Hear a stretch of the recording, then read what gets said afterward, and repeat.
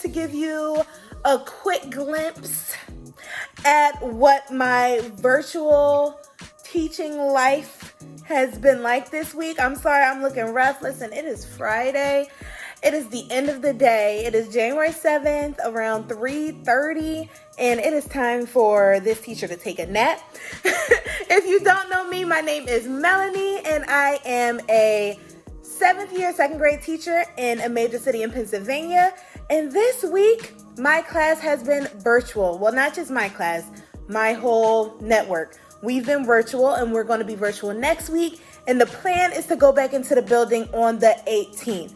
And this was all just like a precaution as these new variants are starting to arise. So I've been teaching online this past week. It's been rough.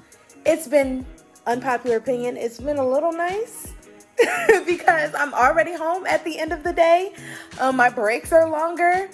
But I just want to show you what my setup looks like. So yes, it's really ghetto.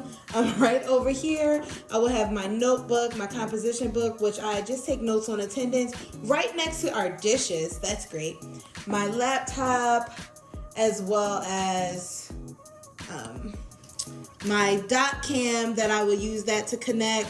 These are manipulatives that I was using in math. So like, if you're familiar with like Eureka Math or what did they used to call it? Engage New York. I don't know where my single straw went, but ones, and then you can take 10 ones, bundle it to make 100, or 10, bundle 10 tens to make 100. So that was fun. Oh, there it is. And then I have just like right next to my dog food. Isn't that nice? Just a pile of like my lessons, materials, curriculum things, and I just keep it in that bag so I can shove it in a corner later, like over there. And I just sit here to teach. It gets a little hard because behind me you see all of this light. So around this time of day, the kids can't see me. And I used to, there's us. I used to teach in this corner where if I can find a picture, I will insert a picture of what my little teaching corner used to look like. And I would just be right here in this corner. I'd pull the table out a little bit so you couldn't see anything else. I'd have like instructional posters around, some cute decorations, and this was my teacher corner. And I was so hyped to set it up again for this, like these 2 weeks.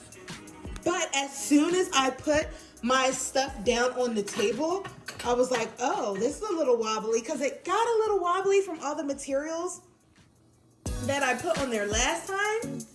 But when I put it down this time, my table went like, and everything slid off. So I was like, yeah, unfortunately. See, I used to have my whole little setup and everything. I'm working on something. Oh, can you see? Can you see it? No, anyway. But I used to have my whole little setup, and it's so unfortunate that I'm just stuck here. But I mean, at the same time, I have more space. Yeah, it's been a little rough trying to teach online because these next 2 weeks, because report cards are due, like when we get back to school, these next 2 weeks are very critical for the grades of most of my students. And so it's hard to get their attention. It's hard, no matter how hype and energetic and character-like I would get, it's really hard to get their attention, keep their attention. Get them online, having them submit what they need to submit, making sure these platforms are working. Right now I use things like Nearpod, Teachers Pay Teachers, like the easel. I've used Class Kicks in the past, Google Slides. We're using everything. And then some of my curriculum or programs provided by my school has online worksheets as well. So we've been doing that. But it's been hard, especially since before, this is coming right off of Christmas break. So they already had all of that time off. And then before Christmas break, 2 weeks before Christmas break, my class was quarantined. So for 2 weeks. So they have been quarantined since December 9th. So we found out that night, and then the next day, that Friday or Thursday or something, they didn't come in.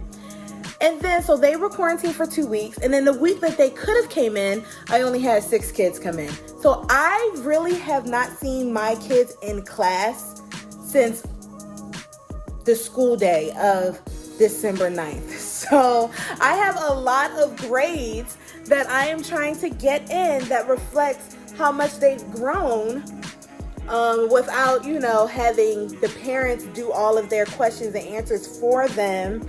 It's really difficult being online teachers, and it's really hard when I hear parents say, oh no, we have to teach at home again, as if they are teaching their kids. And I'm like, no, we just need you to help your kid log on. The teachers are teaching the kids. You're giving them the answers. So now they're not learning, and now they're not even trying to learn because they know that you'll give them the answer. So it's this whole crazy thing, but we're trying to make do, because maybe it's an unpopular opinion, but I am glad that we're home because I am scared. I am deathly afraid of COVID. I don't want it anywhere near me. I don't know how it would affect me.